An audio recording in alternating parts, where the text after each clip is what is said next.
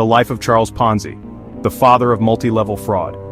Charles Ponzi is known worldwide for his pyramid-style fraud that caused 40,000 people and dozens of banks to fail, and died in exile with $75, just enough for burial expenses. Although few people outside the financial world know who Charles Ponzi is, most people can guess what he is famous for based on the word Ponzi.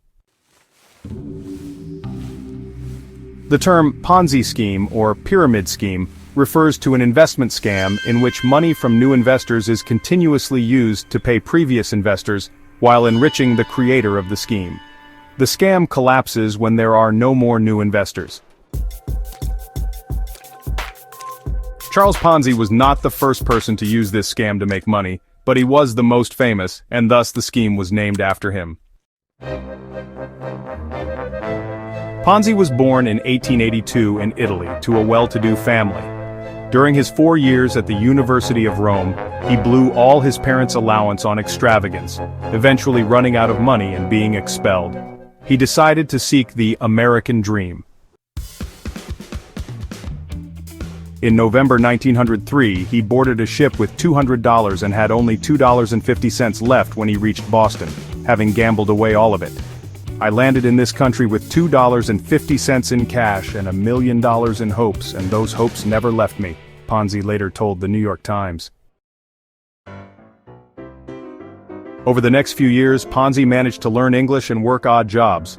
In his autobiography, The Rise of Mr. Ponzi, Ponzi wrote, "I tried my hand at everything from grocery clerk to street drummer, sewing machine repairman, insurance salesman, factory worker, kitchen assistant. Sometimes I would quit my job because I felt sick." Ponzi did not mention the reason for his dismissal, theft, and fraud. After moving to several cities, he went to Montreal, Canada to work for a newly established bank. There, he first witnessed the practices that he would later use to commit fraud. The bank was in serious financial trouble due to defaults on several real estate loans. The bank's owner tried to stay afloat by launching an unprecedented interest rate program to attract depositors. The bank then used money from later depositors to pay off the loans and pay interest to earlier depositors. However, the bank went bankrupt when the owner fled to Mexico with most of the bank's money. Ponzi then forged a check written to himself and was sentenced to prison. After his release in 1911, Ponzi returned to the United States and became involved in a new criminal scheme, smuggling illegal Italian immigrants across the border. Ponzi was arrested again and imprisoned for another 2 years. Returning to Boston in 1917, Ponzi, now 35 years old, noticed a young woman on the train platform and married her within a few months. Ponzi worked at his father-in-law's grocery store, an import-export company, and his wife's family's fruit company. But the companies all went bankrupt soon after Ponzi joined. After a series of failures, Ponzi had the idea of starting an international trade magazine to earn a decent advertising profit. He wanted to borrow $2,000 from the bank but was rudely refused. All doors were slammed shut in his face, but the light found its way to Ponzi. In the summer of 1919, while trying to sell his business idea to his European partners, Ponzi received an international reply coupon that the Spanish company had sent along for prepaid reply postage. An international reply coupon allowed the sender to pay for the postage of a letter to which the recipient would write a reply for 2 people in 2 different countries. IRCs were priced at postage in the country of purchase, but could be exchanged for stamps to cover the cost of postage in the country of exchange. If these values differed, there was potential profit. Post-Baller, World War I inflation had significantly reduced the cost of postage in Italy and Spain, which were denominated in US dollars. Therefore, an IRC could be purchased cheaply in Italy and Spain, and exchanged for a higher value US stamp, which could then be sold. Ponzi believed that it was possible to make a fortune by buying large amounts of these IRCs in some countries with poor economies and exchanging them in countries with stronger currencies such as the United States. Ponzi founded the securities trading company and began promoting his idea, claiming that this could generate net profits of up to 400%. This was a form of arbitrage, or profiting by buying an asset at a lower price in one market and immediately selling it in a higher price market, which was legal and remains legal to this day. And if Ponzi had limited himself to just one activity, he would have remained clean. Instead, however, Ponzi turned his business into a scam, convincing people to invest in the business in exchange for an additional 50% return within 90 days. Such attractive returns were too tempting to refuse, and interest from investors increased. Ponzi recruited his agents, promising a 10% commission for referring more investors. The agents continued to recruit more sub-agents, promising 5% returns. Eventually, about 40,000 people joined the IRC investment craze.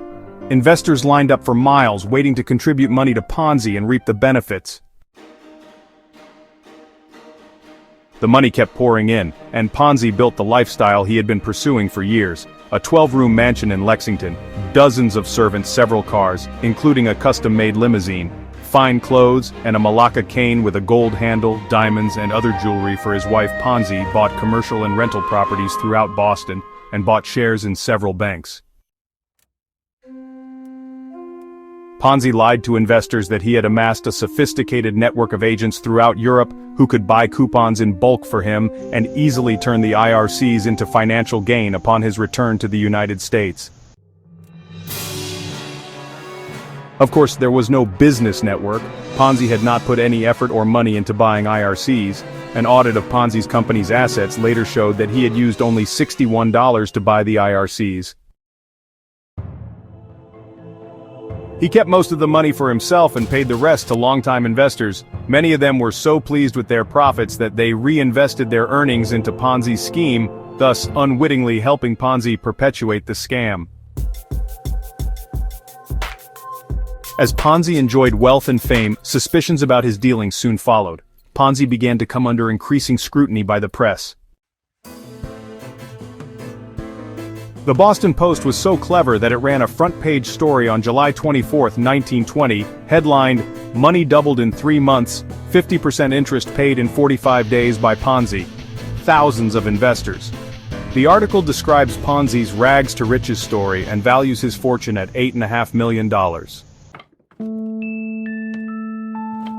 Financial journalist Clarence Barron dissects and questions this wealth.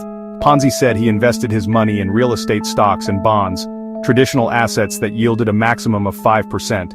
So why didn't he invest in his own scheme, which claimed to yield returns of up to 50%? The journalist also calculated that to pay investors, Ponzi would have needed to trade about 160 million IRCs, but only 27,000 were in circulation. Shortly after the article, the U.S. Postal Service announced a new exchange rate for IRCs, making arbitrage a no-go. The tide quickly turned against Ponzi. He was investigated by postal and legal authorities. On the advice of his agent, Ponzi cooperated with the prosecutors, opening the books for a government audit. Ponzi announced that he would stop accepting new investors from July 26, 1920, until the audit was completed. News of Ponzi's closure prompted thousands of people to rush to the company to withdraw their funds. Ponzi instructed his employees to refund anyone who presented a receipt. In one day, Ponzi paid out more than $1 million. Frightened investors withdrew their money early and only got back their principal, saving Ponzi a significant amount of interest. Ponzi kept a cool head, appearing to cooperate with the authorities on the one hand, but whenever asked to reveal details of his business dealings, he would cite trade secrets as an excuse to refuse. In public, he continued to play the hero, handing out free coffee and food to investors who waited in long lines outside his door to withdraw their money. Many changed their minds and continued to believe in Ponzi, sending more.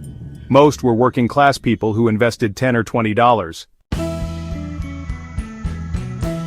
On August 11, 1920, investigative journalists for the Boston Post made a shocking revelation that the financial wizard Ponzi had served time in Canada for forging checks.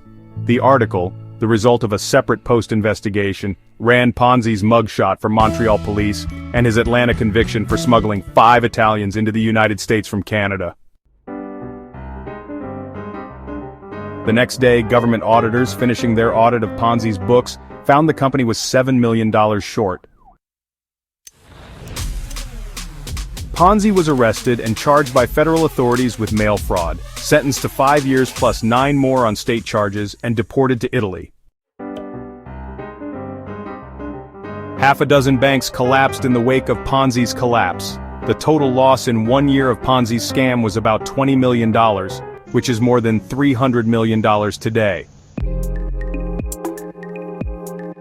His wife divorced him around this time, denying that she had hidden Ponzi's treasure somewhere. She told the press that she was fed up with her husband because he had also cheated her out of $16,000. There are many accounts of Ponzi's life after his deportation, including information from Edward Dunn, a Boston Post journalist who had been with Ponzi from the beginning. Accordingly, Ponzi received help from his cousin, Colonel Attilio Biseo of the Italian Air Force and a friend of Mussolini. Biseo helped Ponzi get a job with a newly established airline doing business between the two countries.